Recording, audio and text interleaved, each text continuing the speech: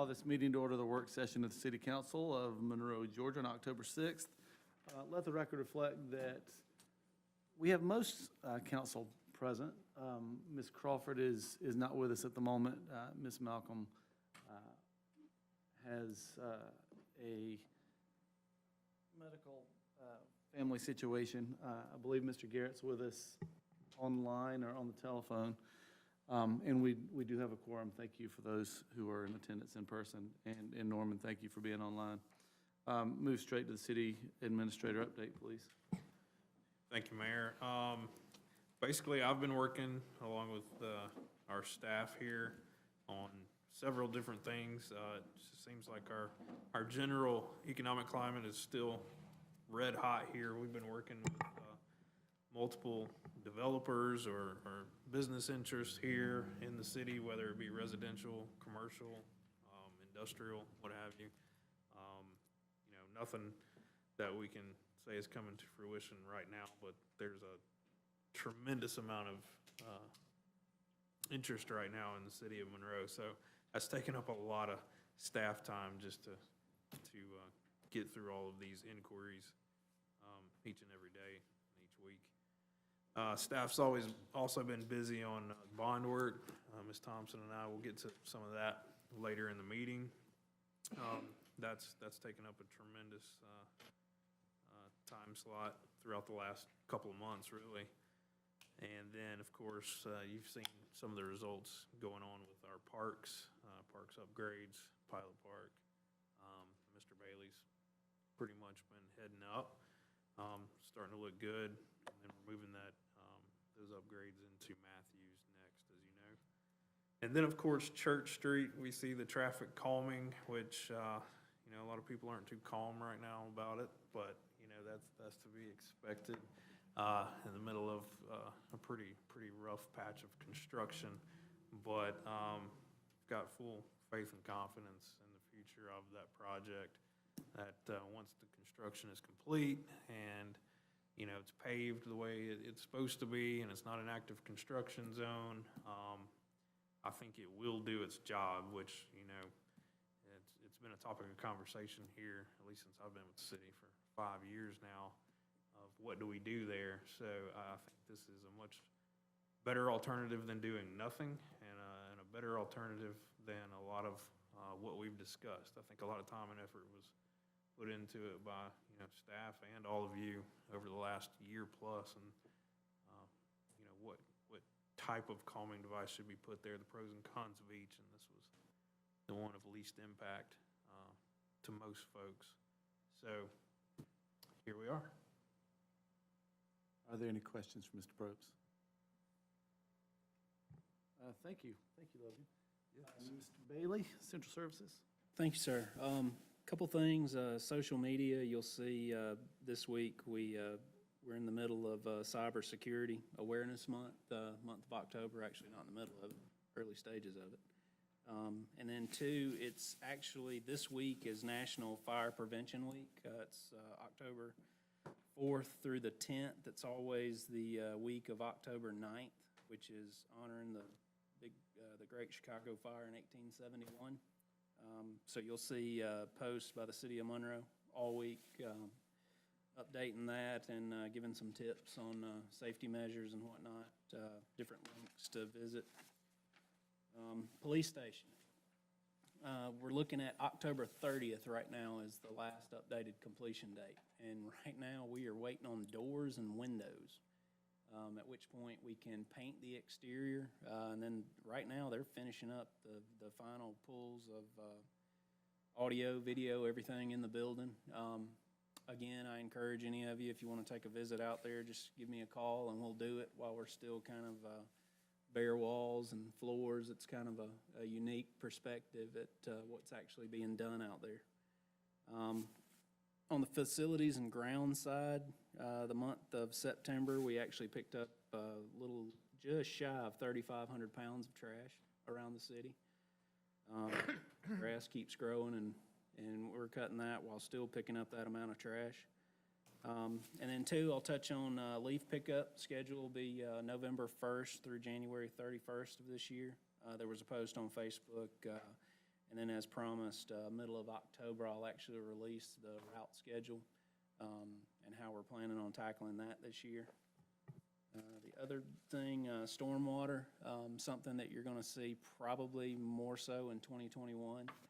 And it'll kind of piggyback a little bit with solid waste, is that we want to kind of get a bigger public outreach program for an educational purpose on stormwater and our system, and how citizens can kind of help communicate to us some of the challenges that we face, things that we can do to kind of clean up prior to storms coming in. Like we've got one coming this weekend, so Friday, essentially, our crews, it'll be all hands on deck, going around checking drains, different things, making sure that problem areas in the past are cleaned up.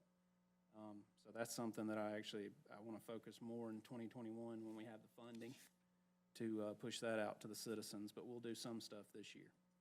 And then the last thing I've got, the GIS project that was approved back in 2019 is actually nearing completion.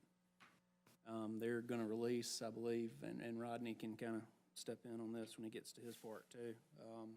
They're giving us a teachable live system, I think, as I called it, in the month of October for water, sewer, natural gas, stormwater, to investigate some of the questionable areas, lines that may be in place, out of place, and to get flows corrected. So as soon as that's all done, we'll have a full live working GIS system that'll help us on a lot of tasks going forward. From the utility infrastructure to development. So, and I'll be glad to take any questions. Are there any questions for Mr. Bailey? Hearing none, thank you, Chris. We'll move to committee information. Mr. Little, Finance. Thank you, Mayor. Ms. Thompson, would you give the monthly finance report? Yes, sir. Thank you, Mr. Little.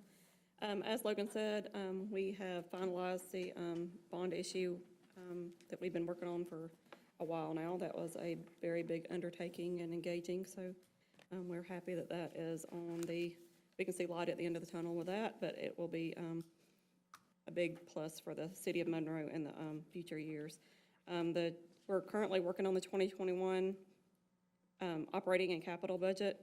I'll be meeting with department heads over the next couple of weeks, and then I sent out an email today to all of you to make sure you let me know of the 2 dates that we threw out in November, so that we can meet and get the 2021 operating and capital budget meeting underway.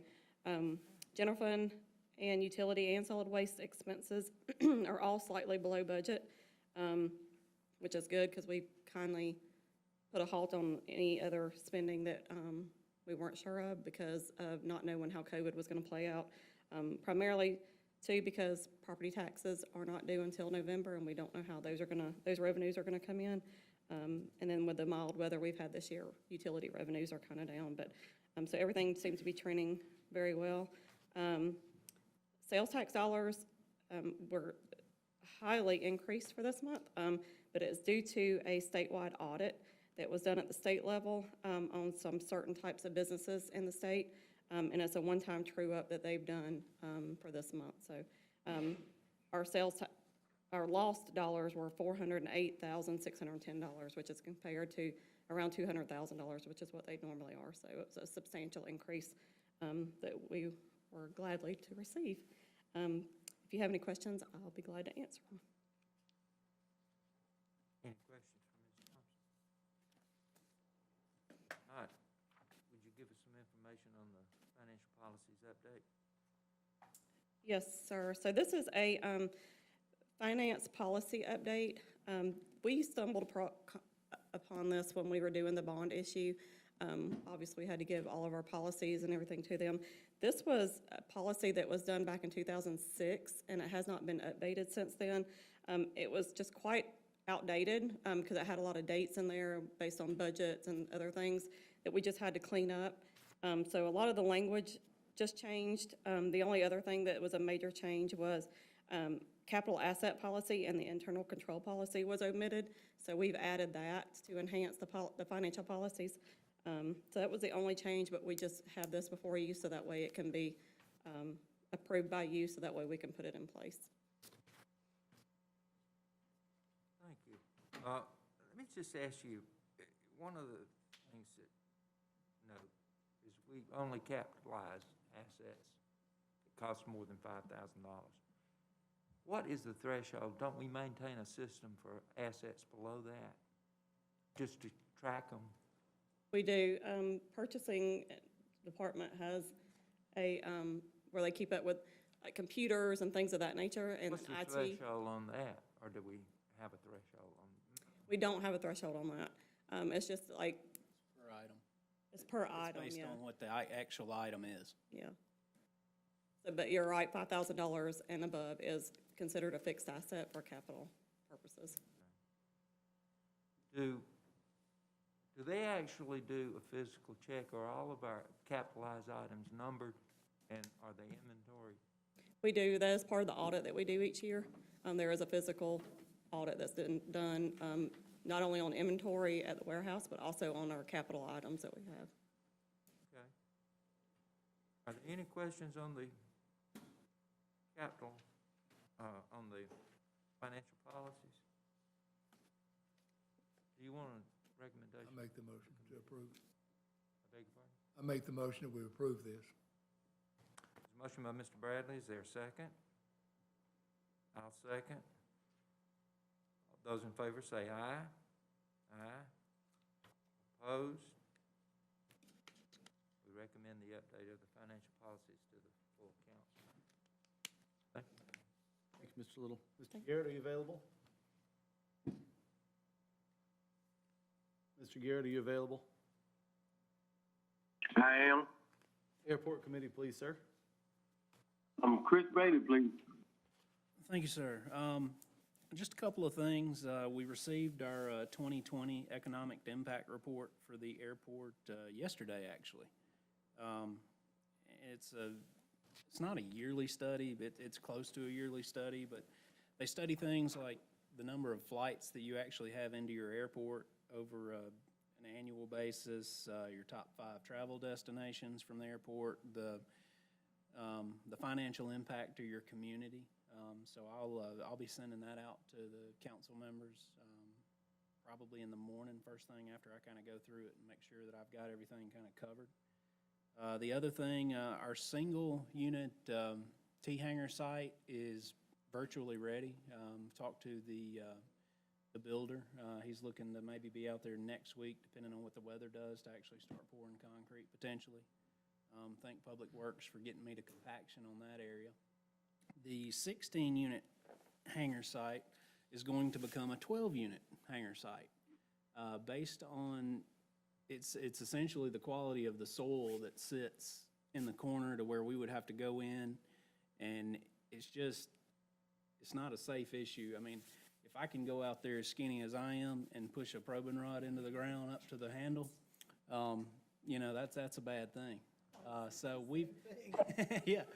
So we've backed off of that. I've talked to all parties involved. We've got new designs on the site and everything. We've talked to the actual hangar builder, and he's agreed to do this too. He's talking to where he's buying the material from, and that's the direction we're gonna go because it's safer, better, and a little bit cheaper for everybody. But still good plan. We'll expand and probably jump across the runway, build some more hangars next year.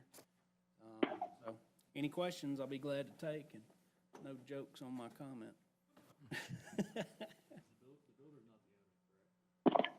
Say that again? Yes. Uh-huh. No, I've spoken to him time and time again. He was out there this morning on site, meeting with graders, discussing with engineers too. So it's just a collective decision that's kind of not great for everybody, but everybody was on board with doing what we need to do. Huge. So the best of a bad situation. Chris, where are we with the resurfacing of the runway? Resurfacing of the runway, actually discussed with the engineers yesterday. They're gonna start working on the bid documents and put that out for bids sometime towards the end of this year, which point it'll sit for 30 days. We'll get bids back, and we should be paving sometime in the spring. Is there any more questions for Chris? No, sir. If not, thank you, Chris. Thank you, sir. Thank you, Mr. Garrett. Thank you, Mr. Bailey. I'm moving to Mr. Dickinson, Public Works. We just have our regular reports. Solid waste, please. Thank you, Mr. Dixon. Just want to update the project. The wall inside the transfer station, we are scheduled to get that done this weekend on the 10th. And transfer station tonnage, we are trending ahead of last year, almost 1,000 tons as of August this year.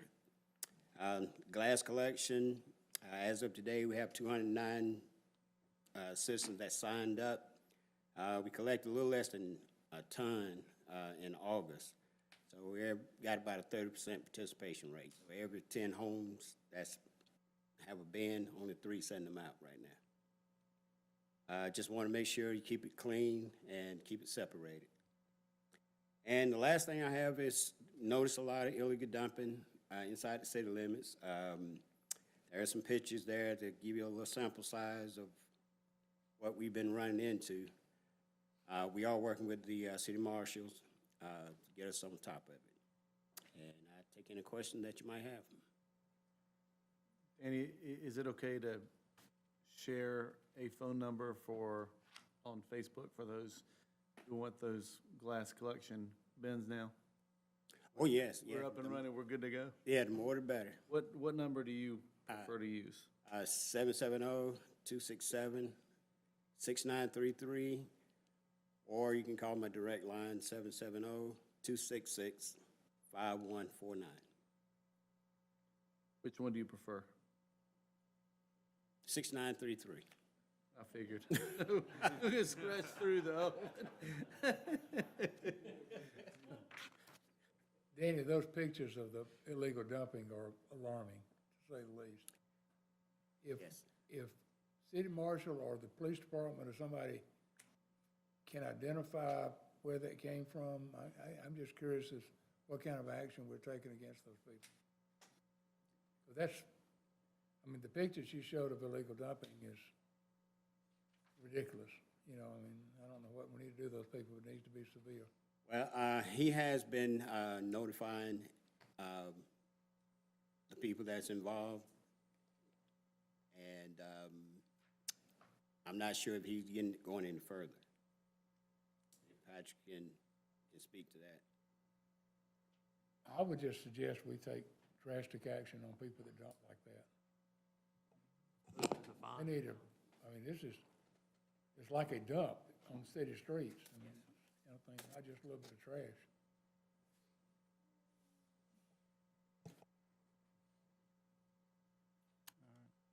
No further questions. Streets and transportation. Thank you, Mr. Dixon. Just hit on a few things we've been working on. Our street division has been out, you've probably seen them out trimming limbs. We've been trying to make a big push on that, trimming limbs back off the right-of-way, cutting the right-of-way back. We've also continued to patch utility cuts as throughout the city before this cold weather sets in on us, before winter gets here. Our stormwater division, we've had just a little bit of rain the last month or so. So they've been responding to a lot of calls.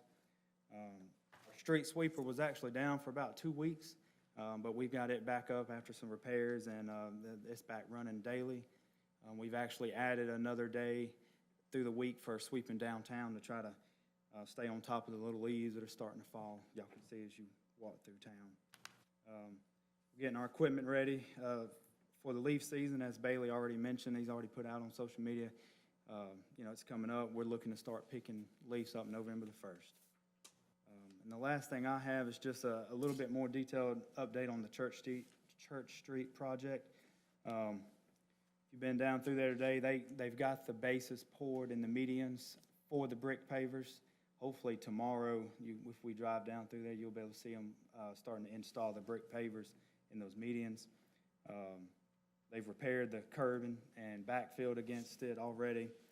And it looks like if all goes to plan, hopefully we might actually start seeing them doing some milling and paving where the lanes are shooting out starting on Thursday.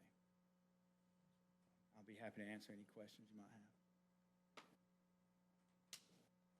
All right, no questions. That's all we have, Mr. Mayor. Thank you, Mr. Dixon. Thank you, Chris. Thank you, Danny. Moving to Nathan Little, you mind handling utilities, please? Yes, sir, Mr. Mayor. Could we possibly look at a point of order on finance? Could we maybe place the financial policies update as a separate agenda item for full council? I just realized Mr. Bradley was on finance last year. He's not on there this year. That was an incorrect motion I made. Yes, sir. So we didn't have a Let me second take from a the look. committee.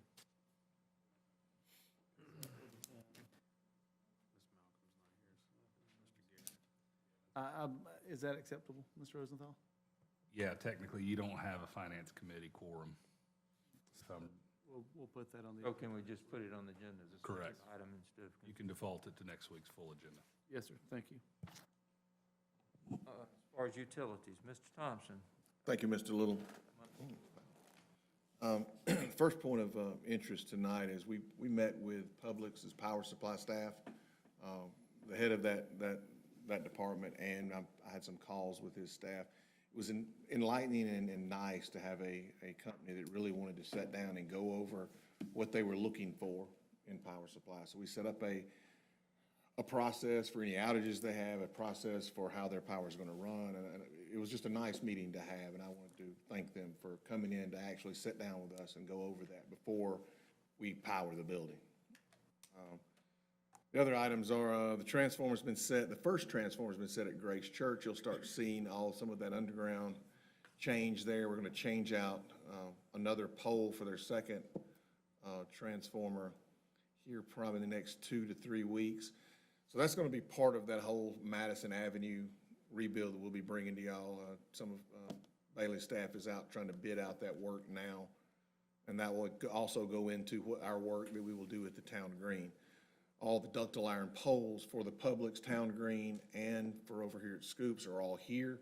We're scheduling to get those in the ground over the next month and a half, maybe 2. So we'll leave where we're at now, go to Publix next, finish that overhead section, then head to the town green and start putting in the underground there and get all that wrapped up. So when we do get a bid back on the South Madison, North Madison project, they can go ahead and start and we'll be out of their way. We have a new report or new item on our report this month, and we're going to break that all down into electric next month, we hope. We were able to pull information from one of our telecom ticketing systems, and it shows the amount of work actually done on the cable TV system. There are 473 work orders done in September on the cable TV system. You know, that's down from the month before by 50 or 60. So it's just a lot of work that goes into that system. And we're going to have that over the next month or 2 on the electric, and we're going to implement this same type of report with all our projects that we're working on. So you'll have a little more information on what we're up to every month. The two-way microduct going in with Rodney's gas down 186 over into Morgan County is actually done. Before, I didn't think it would be done before when I wrote this up, but it is actually done. And now that our CGNAT, I told you last month it was operational on our system, it's actually operational on the cable plant now, which is going to help us recoup a lot of individual IP addresses as we move forward into our fiber deployment and as we move forward into deploying our Wi-Fi throughout the town. So I'll take any questions you may have. Where do we stand with the seamless wireless down? That's part of the CGNAT, had to get that up and running. But our biggest problem with that has been our software provider. Our software provider played COVID on us for about 3.5, 4 months. Wouldn't meet with us, just didn't have enough staff in place because of COVID to meet with us. We finally got them on board. We finally have the software, and our guys are deploying that on the units. I would assume, not now, but every day, trying to get those units spun up and running. There's actually one deployed in the system now that we're testing with, and as soon as they get all that testing done, we'll start deploying the rest. But the biggest holdback has been that software that allows us to say who can and cannot get on the system. Now, all the ones inside City Hall in our other government buildings, they're pretty much all spun up to the new level. There's probably a few that aren't in a couple of outlying buildings, but we'll get those swapped out first. How will it recognize City of Monroe? By machine address. Okay, service customers on our end, don't have to do anything in particular, it'll just. And it's gonna be, we're gonna have to do something as staff. We're gonna have to get, as department heads and other IT staff, we're gonna have to be able to get the machine address of every machine, Right. you know, every device that somebody gets on. And we wanna, one of the things of doing it that way is to allow us to keep control of that Wi-Fi network. As Bailey said, this is Cyber Awareness Month, and we had me and the chief had an issue last week that had us both a little scared with two of our customers' IP addresses were for sale on the dark web with credentials to get inside their systems. And the FBI called the chief called me, and we shut those down before anything happened to those customers. But it's just how easy that can happen. Somebody can figure that out about your equipment. And they were trying to sell some pretty important information about some customers that do not want their information out on the internet. Thank you for doing that. Thank you for doing that. Well, I was just scared for a minute. When the chief calls and says, "Get to my office," and there's no explanation, you get to his office, so I just got to his office. Any questions for Mr. Thompson? Thank you. Thank you, sir. Water, sewer, gas, and stormwater. Thank you, Mr. Little. Just a quick update on two of our major projects, one being the Snows Mill, Jones Woods, Morgan County gas project. Guys have completed that 8.5 mile run, which is pretty amazing. The guys, they started August 17th, 7.5 weeks, laid 8.5 miles of pipe. So that's pretty impressive. But it's all in. They're making a few tie-ins where they had bored the roads, tie those over, and then we'll start the pressure testing and get those guys, those chicken houses online. And then the Loganville Water Extension, or the water main project, the building came in early. It wasn't expected till sometime this month. So it's up for the pump station. You'll probably notice the boring rigs out on 78. Took them 2 weeks. They finally got a pilot hole through the rock at the river. They spent the last 2 weeks trying to bag ream and get it large enough to pull the 20-inch pipe in. I think they're up to 18 inches today, so still got a ways to go. Still hadn't got under Cowan Road, so that has been a booger. So, but hopefully they'll get there pretty soon. That's all I got on the projects. Any questions? Thank you, Rodney. Thank you. Tell us about this purchase of the 30-ton dump trailer. Yes, this is, relates to another one of our capital. We ordered a belt press several months back. It's shipping in 2 weeks. And this trailer here would allow us to haul our sludge ourselves. When we had the belt press on rental, not knowing exactly what we were gonna do, we, just had a contractor haul for us. Got very pricey, very quick. Looking at about $12,000 every 2 weeks just to make the runs to the landfill for us. So, talking with Chris Croy over at Public Works, and we actually had a truck that we land apply liquid that we'll no longer need once we get the belt press. We're able to, or they're able to convert it to something that would pull this trailer.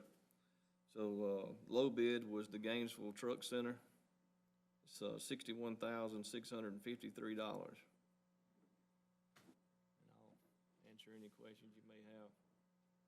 Well, while that's a lot of money, it's still a pretty quick payback in relation Very quick. to having a contractor do it. I mean, it's got to be done. When the- This trailer here is large enough, so basically we'll be able to make, we can do up to 24 tons a day. I can get it all on this one trailer and make one trip. That guy was having to make 2 to 3 trips a day.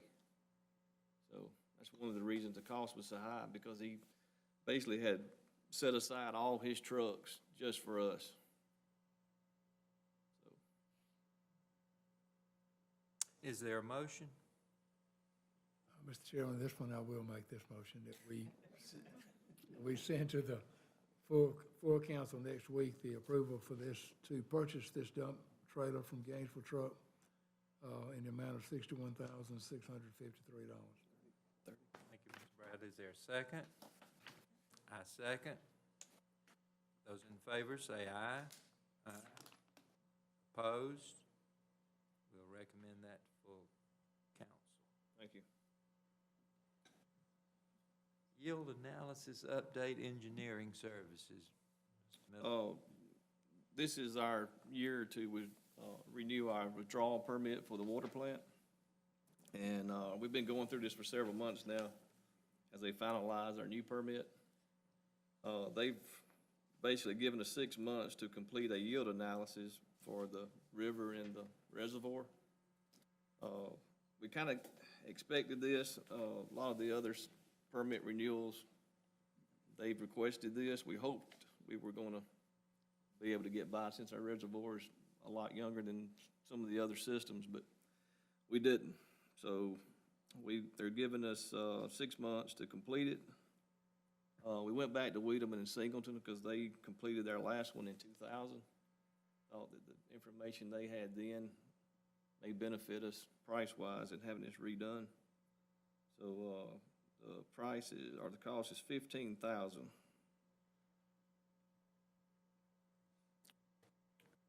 He says he can have it done in 3 months for the council's review, and then we'll submit it to EPD for their approval. There again, it's not optional. It's mandated, Required. yeah. Is there a motion to approve the expenditure of $15,000 to Wiedemann and Singleton? Yes. I'll make that. Motion by Mr. Bradley. Is there a second? I'll second. Those in favor say aye. Aye. Opposed? We'll recommend that to full council also.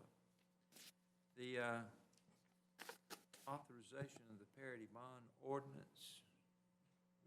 Mr. Rowe. I'll start it off. Beth can fill in as needed. Of course, this is a relatively complicated issue, as most bonds are. But essentially, what we need from the committee is this, approval of the Parity bond ordinance to authorize the issuance of the City of Monroe Combined Utility Revenue Bonds Series 2020 to pay the cost of certain improvements to the combined utility system, the premium for the bond insurance policy, and the premium for the debt service, reserve surety bond, and to authorize the execution, delivery, and performance of related documents. So all that to say is that's a 30-year deal. It's a parity bond, so the first installment of a $50 million bond would be $47.3 million. And you'll see an engineering report behind here. If you recall, we had a meeting back, I believe it was in September of 2019 with the utility committee. We had a called meeting then to discuss a lot of the needed utility projects. And these are included here in this engineering report that GMC did for us in preparation for this bond issue. We started out talking about the wastewater treatment plant upgrades. That was the significant issue of the day. Those plans are already being done right now by Hofstadter and Associates. You guys approved that a couple years ago. But essentially, we decided to add some other key things into this bond because the interest rate environment is extremely favorable right now, especially on a 30-year amortization. So we're looking at other water projects such as the raw water line, the Loganville water line, of which you've already passed a bond reimbursement resolution for. So we can go ahead and take those proceeds and reimburse our capital improvement fund. We're looking at the Alcovey sewer line, which has already been under design and engineering for several years now. Once we actually get to construction of it, that'll be included. We've got a gas system improvement expansion there. A lot of what Rodney's doing right now, that'll be covered under that, and then additional expansion of that system. And then the cable and, the Fiber Monroe project is probably the other largest one in this bond package. So, page 7 of the engineering report kind of itemizes all these and the projected costs along with the contingencies associated with it. So, you know, it'll ultimately end up at a $50 million deal.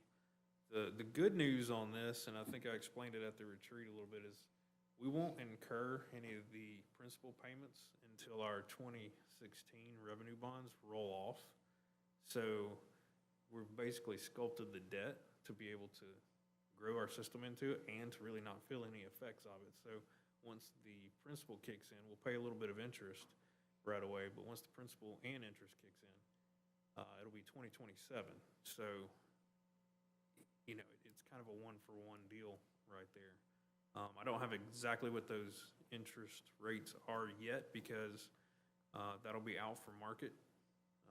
Right now, we just had a ratings call last week with Moody's Analytics in New York, and that went very well. I'm waiting on the final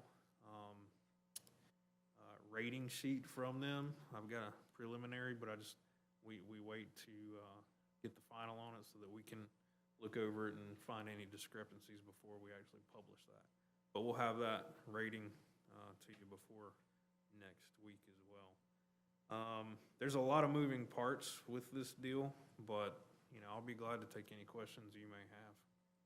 Logan, if I understand correctly, I mean, $50 million is obviously a lot of money to go out on, you know, debt. Sure. But the sewer system, which is a significant portion of that, which just has to be done because of age and antiquated, you know, the antiquated system we've got, keep it up going.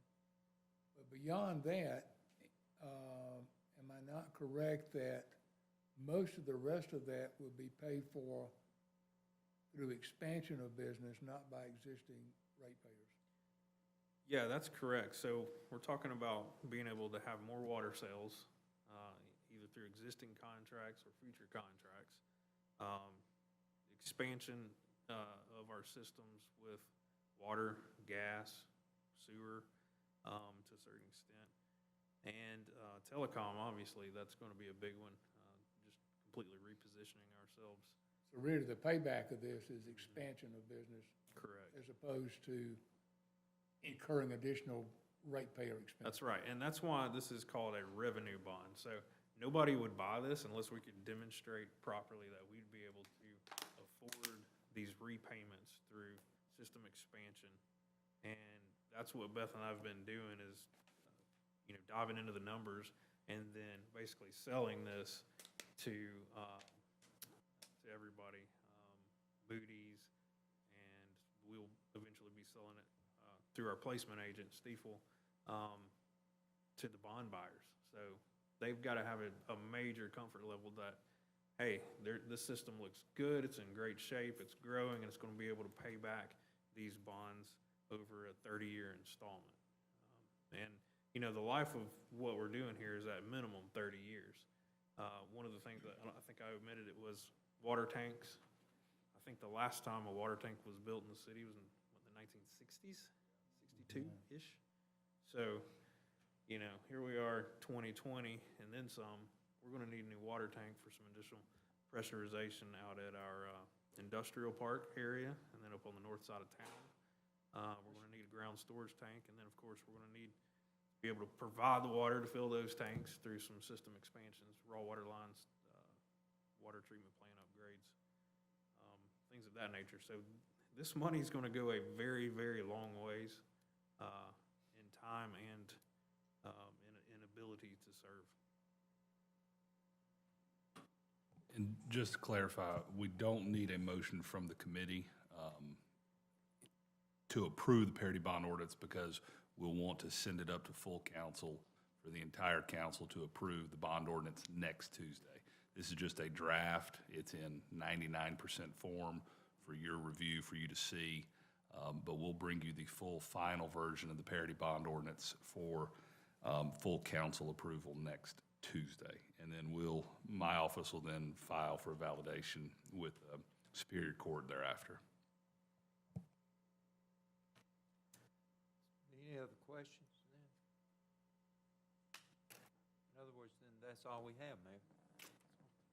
Thank you, Mr. Little. Thank you, Logan. I know you and Beth have been killing it, getting this done. I appreciate it. Thank you, Mayor. Moving to public safety, Mr. Bradley. Yeah, we have a report from the two departments. We'll start with the fire department. Captain Armstrong.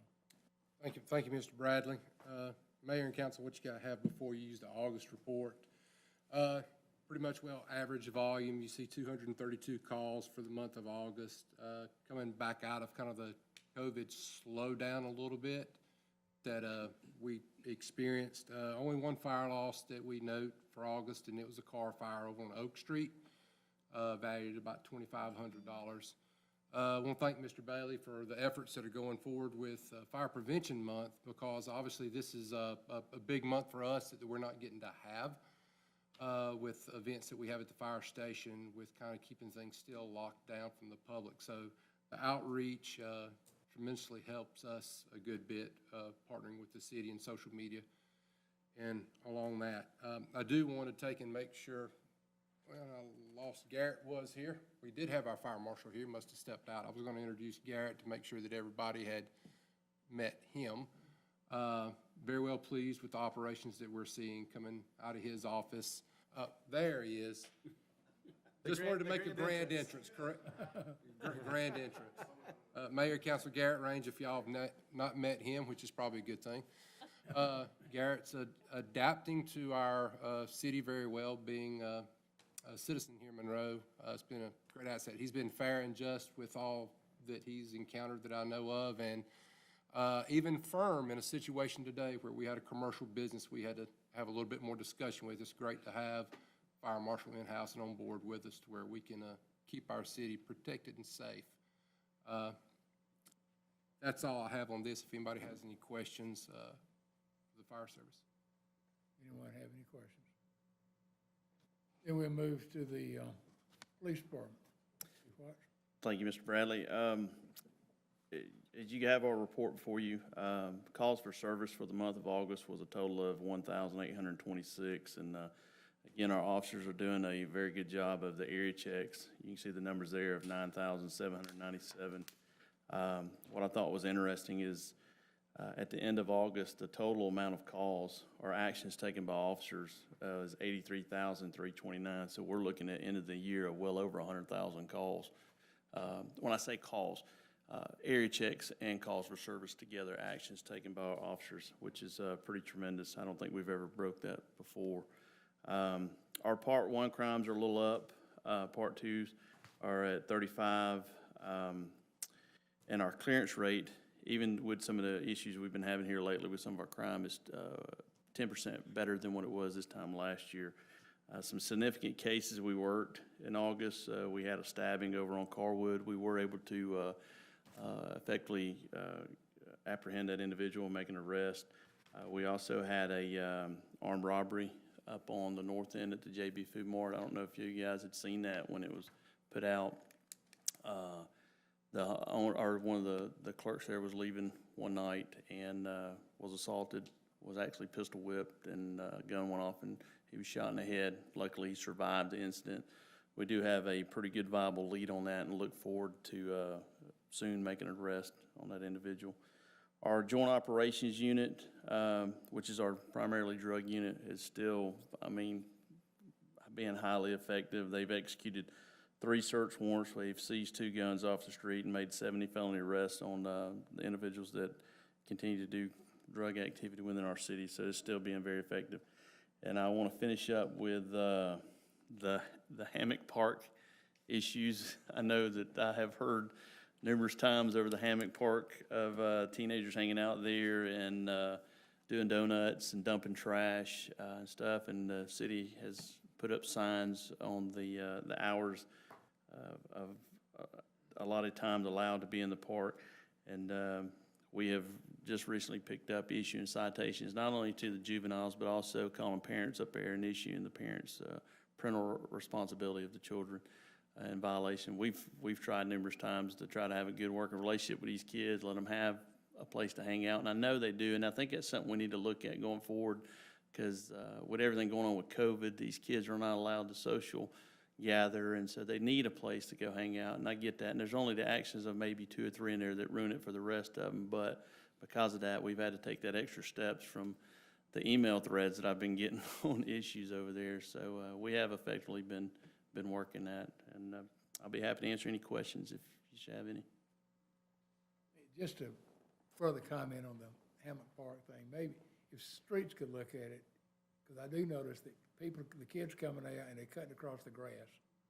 Maybe if we put a curbing up next to the parking lot, perhaps that would help some. Okay. Any questions for Chief Watts? Chief, what's a crime against society? So, that's the new NIBRS report, which is the National Instant-Based Reporting that we just switched to. We did UCR data and stuff. So I'm not exactly sure. Those numbers are broken down. Every crime that I see is a crime against society, but that's just that fancy federal terminology is what, if you ask me. But it's broken down. But you can see at the top, the clearance rate where we're 10% higher than we were last year. But that is new, that NIBRS is a new way of reporting that we have to report now. Any other questions? That's all, Mayor. Thank you, Mr. Bradley. Mr. Garrett, we're glad you're part of the team. Thank you for being here. Thank you, fellas. Moving to planning and code, Mr. Dickinson, do you mind taking this tonight? Sure.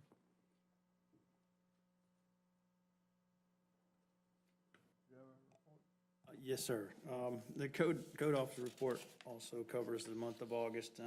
Pretty simple, not a whole lot new going on in that month, but we did have 13 new businesses acquire business licenses and 6 businesses closed in that month. The city marshals removed 173 signs from the roadway, did 272 repair cleanup notices, and the re-inspections accompanying those. They investigated 3 tampering cases for the utilities and issued 4 citations. And between the 2 of them, completed 8 hours of post-training. And that's pretty much it, except for the balance of the report, if you have any questions on that.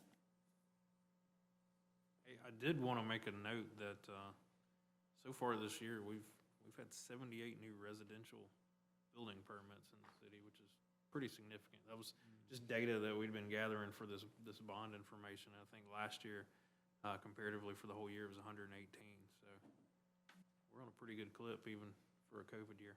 And we do have another development online right now that has 85 units that should be done next year sometime. And so we'll probably top that again next year.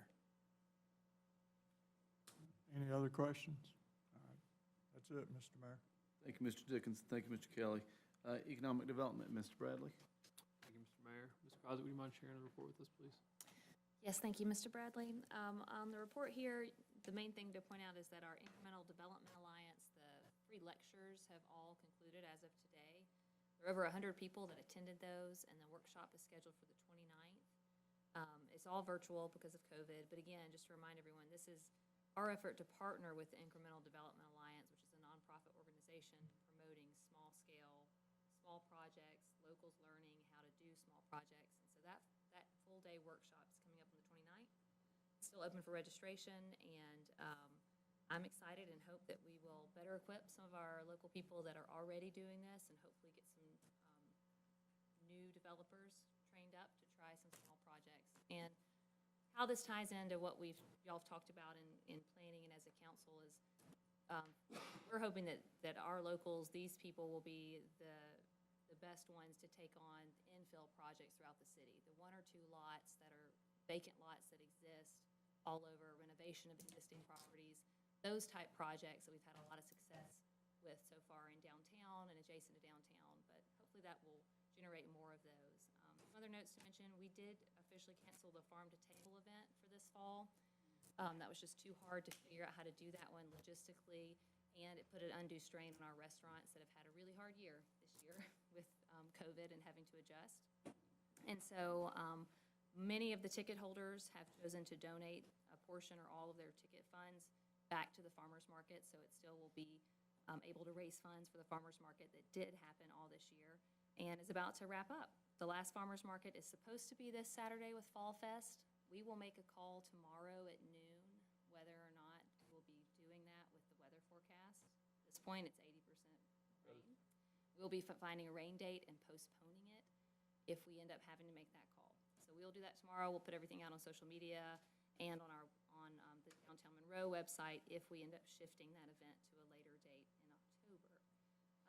We are also doing the same thing with figuring out fall and holiday events, and we'll keep updates on our website and to all of you as we finalize how we can do these events, because as you all know, the holidays are really big in this city. A lot of people come to town. And we've already started running 3 different promotional commercials, because that day trip, that trip within an hour is statistically the first trip that people are taking when they feel comfortable. And we're a great day trip destination. I think hopefully that will help us continue to see increase in sales tax and continue to support our local businesses. But that means we have a lot of difficult decisions to figure out how to do the holiday season in the best way with all those new people coming. So we're still processing through that, and our VA board's very involved in those decisions, as well as our business owners. So if you have any questions, we'd be happy to answer them. Thank you, Ms. Crosby. Any questions? The only thing I want to add, Sadie, you and Leanne and Chris and Danny, thanks for all the work that you've done with our concerts, and the time has been tough through the pandemic, but every event has gone off without a hitch, and we receive multiple compliments every day, and I know y'all work tremendously hard, and just want to thank you and tell you how lucky we are to have you. Ross, do you mind taking parks? Not at all. Thank you, Mr. Mayor. Mr. Bailey, would you like to share with us the monthly park report, please, sir? Yes, sir. First thing I did want to say is to thank Chief Watts for everything he's done with Hammock, Pilot, Matthews stepping up, patrols, watching over things for us. I know it puts y'all in tough situations sometimes, but then again, I think every situation you face is probably a tough situation. So thanks for that. Pilot Park, minus, I think, one more load of mulch and a replacement for a bench that was crushed, is virtually done. Minus, we'll probably paint the fence in the spring once the wood and everything dries out. We're looking at a potential open date, I think, of October 19th. Should probably work for the park. It gives the sod enough time to take as much as it's going to this year before everything kind of starts going dormant. And then 2, hopefully the weather cooperates with us. And this weekend, I looked at this coming Monday, I don't think would be a good time to open up a park when everything's probably soaked, saturated, and whatever else. But that'll be a fun opening, and I think maybe with, I know everybody's sick of hearing it, but with the COVID developments and the situation that we're in, I think we have a kind of a fun opening event in the spring sometime to kind of celebrate our changes and upgrades and rehabilitations to both Pilot and Matthews, do them simultaneously. I think that'll be a fun event. But yeah, thank you all for allowing us to rebuild Pilot. It's going to be great. Matthews Park, everything's on order. We should have equipment, everything shipped in late October, at which point we'll start seeing new stuff, benches, grills, picnic tables, additional play equipment installed that last week of October into the first part of November. And we'll get that one back up looking snazzy as well. And then in the springtime, come in there, do a little bit of paving as weather allows. And other than that, yeah, check out the website too. We added a parks page that's got each of the individual parks listed under it. It's got a little bit of a history of how they got their name, how long they've been in existence, plans that we're looking at for the future of those. So any questions, I'll be glad to take. I know there's a lot of people that are excited about specifically Pilot Park. I'm sure as they will every other park in town. Does anybody have any questions for Mr. Bailey? All right. Specific excitement comes from your house, right? I'm telling you, yeah, 7 days a week. We've been over there on bikes 10 or 11 times just to go make sure it's not open yet. So, yes. Thank you, gentlemen. Moving to items of discussion. Mr. Kelly, public hearing, conditional use, 319 South Madison. Yes, sir. Thank you, Mr. Mayor. This is just a request to allow conditional use of building townhouses on that property by the applicant, Ms. Lori Volk. And We've recommended approval with any conditions that Planning and Zoning Council or HPC, which they'll also be subject to, might want to impose on that development. But it is a permissible use as a conditional use, and it'll be coming before you next week. Ms. Volt developed the property on Highland, correct? Yes, that was the original people that requested the zoning and divided the property, and then Mr. Bill O'Brien, who's doing a great job also over there in that area, and would probably love to see this development next to his nice new houses. He's down at College Street. Yes. Those look good. Are there any questions for Mr. Kelly? Yes, Mr. Kelly, who owned that property at 319? Who owns it now? Yeah. I believe Ms. Volk owns it. I'd have to double check, but she's the applicant with some investors. New Leaf, Georgia. But yeah, she's the owner. I'm sorry, she's the applicant. New Leaf, Georgia is the owner. Are there any other questions?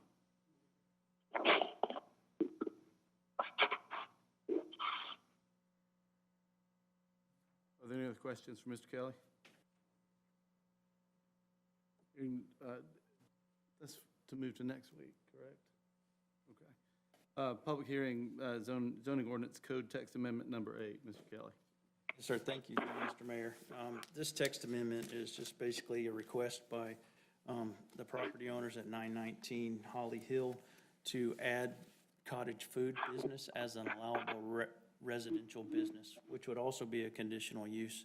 You'd have to vote on subsequently if you were to choose to do the text amendment.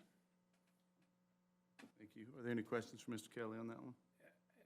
Is cottage food business, is that a defined type of business? I see this terminology used, and I guess I'm really trying to understand what we're approving and by using that term, cottage food business. Yes, sir. Yeah, it's a small scale food business regulated by the Department of Agriculture instead of the Department of Health, and it is for consumables that are individually packaged in small scale production. And right now, that's not approved in the current code, right? It's not a permissible conditional use in the zoning ordinance. There are residential businesses that are currently allowed as conditional use in homes. This particular one was not listed. So they're just asking to have that added so that they can do that. It also comes with some restrictions that they don't use more than 700 square feet of their home to do their business. So, I mean, there's some regulations to limit it and keep it to a residential appearance of anything that occurs on the property. I know that we have one party wanting to do this now, but if we approve this next week, does that mean that if someone else wants to open a similar business in their home, another cottage food, they would be allowed under this, what we're doing next week, or is this specifically for one home? Yeah, well, it's not specifically for one home, it's specifically for a conditional use, which allows case-by-case determination for conditional use for any of those listed uses underneath of that. So it wouldn't be a use by right except for by permission of the council in individual cases, as are all conditional uses. All right, so, and I'm sorry, Patrick, just help me explain when you say, I know we use the term conditional use a lot, but what makes this a conditional use versus by right? Just basically the designation, and I'm sure the city attorney could expound on that better than I. It's a conditional use if you choose to write it that way. The text amendment, under the zoning ordinance, generally under Georgia law, as well as our ordinance in particular, both this council, the planning commission, and any citizen has the right to request either a map amendment or a text amendment. Traditionally, you see map amendments when they're asking it to be rezoned from R1 to R1A, but this applicant is requesting a text amendment. And their specific text amendment is asking that a type of home business use be added to the list of home businesses that are permissible in the city in residential zoning by conditional use approval. So what that means is if you approve this text amendment in November after second reading, then it will be an available home business that applicants can then apply for. So this particular applicant who's actually requested the application then has to turn around and file for this conditional use, and it would come back before you, I would assume probably January at that point for this one to be approved. Any other future land residences that wanted to have this cottage food industry would then have to do the exact same thing and apply for a conditional use. Okay, and I thought that's what it said. So we're not actually approving anything for this particular location? You're not. You are approving a text amendment to your zoning ordinance that would add cottage food, I may not have the terminology right, cottage food businesses as a condition, as a permitted home business, permitted only by conditional use approval of the council. Which means anyone then would be open to applying under these conditions. Correct. And that being said, can we better define cottage food industry? Is it specifically defined? Well, our home business regulations, and I can pull the ordinance if you want it, our home business conditional use section has limitations of size and those sort of things. But going to that issue of better defining it, I believe that it is pretty clearly defined, and Pat can clarify this, by the Department of Agriculture. It has a specific licensing provision through Department of Ag. The example that I would make would be convenience stores. If you have sort of a restaurant or food service scenario in a convenience store, they're regulated by Department of Ag versus a restaurant is regulated by Department of Health. And so under those Department of Ag regulations, there is a regulatory regime for the making of packaged goods out of a home commissary, for lack of a better word. And so I think it has its own definition by operation through the Department of Ag, but Pat, you can clarify that. I have a pamphlet that I'll scan and email to all of you, if you'd like. That's from the Department of Agriculture. It basically defines it and gives them the parameters and explains how they do their licensing and what it actually covers as far as the type of food business that it actually is. So when someone wants to establish it, we give them that pamphlet, so I'll just scan it and email it to you tomorrow. Yeah, but I guess my question, Mr. Rothar, maybe you can help us. Assuming we adopt this, right? As the text amendment as it's written, then under what circumstances would we deny an application to someone to do this in their home? So why do we have, somebody wants to do it, if we're going to adopt this, or we're saying still that if you want to really do this, then you got to come before the council. I guess that's what I don't understand. That's the concept of conditional uses, so I guess that is a sort of a broad analysis, but conditional uses are pretty common in that the concept of conditional use provision in the zoning ordinance is pretty common in that the primary use or the primary functionality of a particular zoning classification is not that. Primary purpose is to have homes. And so, but are there scenarios where there could be special uses allowed by conditional permit? In form-based codes, they call it by warrant as opposed to by right. It's the same concept, is you have to get an extra layer of approval.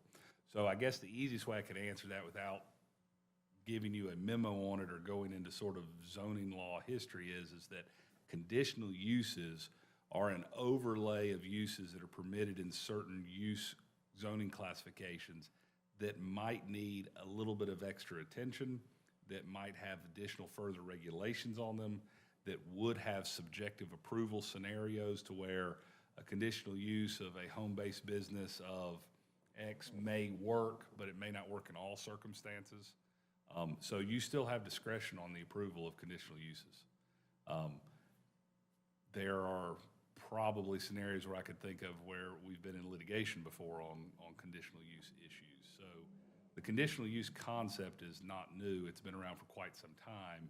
And it is when you are asking for a particular use to be allowed, that comes with it additional regulations and additional discretion by the legislative body, which is this council, as to whether or not it should or should not be approved and allowed. And if I could just add one thing to that, there are additional minimum requirements for residential businesses, and it also has a list of what's previously been approved as conditional residential business uses, which includes barber and beauty shops, seamstresses, instruction of less than 3 pupils, professional offices, small appliance, audio, video, computer repair shops, things like that. Yeah. But it's a small scale, almost a hobbyist type work scenario. And also, I mean, you're asking me to create a random hypothetical, Mr. Bradley, but I guess the best example I could give you is the barber shop that he just mentioned. If someone came before this council requesting a conditional use of a barber shop located on one of the Mill Village streets that we just paved and curbed, right there is that 3rd and 4th, 2nd, 3rd and 4th, that might be a reason why y'all would not approve it for as a conditional use, because there's just simply no parking environment where it would be appropriate for that home-based business to be operating in those small confines, versus if they were on a street that had ample parking or had better sidewalks for access. So there's just an extra layer of discretion, because there's an extra layer of perhaps the intensity of the use and the variation of the use from the original underlying zoning classification. Okay. Are there any other questions or comments? We'll discuss next week and then have our first reading, is that? That's correct. Okay. Thank you. Moving to the resolution to support development of the proposed downtown green, Sadie Krozak. Thank you. This is a resolution that needs to be part of our pre-application process for the Land and Water Conservation Fund grant from the Department of Natural Resources. This is another grant opportunity that we're pursuing to develop the downtown green. Happy to answer any questions that go with it. I do have a question there too, because it says by, and I can't find it again, but we're agreeing to match 50%, is that correct? Yes, so the maximum grant amount that they would award would be $500,000, and whatever they award, it's a reimbursable grant, so we spend it first and get reimbursed. And so the total project for the town green to do the full development is, our match would be well up beyond that, I think, based on what the cost would be. We're still waiting for cost estimates back from the new design from the engineers, but that will go into this application. It's due the end of this month. Yeah, we're responsible for half of it. But if we develop the town green, we'd be doing it anyway without the money coming in from the grant. But with this resolution, we're committing $250,000, correct? We're committing to $500,000 if we receive $500,000. If we receive $250,000, we're committing to.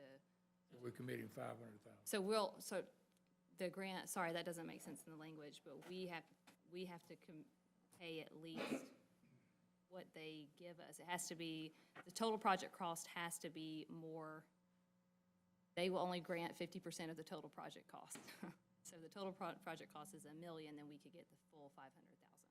Sorry, that was a little confusing. And then we're matching 50% of the project cost to their grant. So basically, this is I wouldn't say an added bonus, but it's a way to supplement the money that we're going to be spending regardless of whether or not we get this grant. Potentially, this would just Because enable we've us to already do kind of it. bought in on downtown green as a project. Hopefully, we get this grant and any other grant that would help take care of it. Right, thank you. Are there any other questions for Ms. Krozak? Hearing none, thank you, Sadie. Moving to capital campaign commitments, Mr. Probst. Thank you, Mayor. This is following up on the presentation last month where we approved the, general operating contract to the chamber. And, we were looking at it in terms of the whole dollar per citizen in Monroe. They do this throughout the county and with the other cities. But we wanted to go back and have a little bit of time to study the budget. Beth and I have been working on that the past few weeks. And we can tuck into the budget the additional ask of $8,662 per year, which comes to $25,986 for the capital campaign for the Chamber of Commerce. So just asking for approval of that amount over the next 3 years, and to authorize me to execute the subsequent contract with the Chamber for this capital campaign.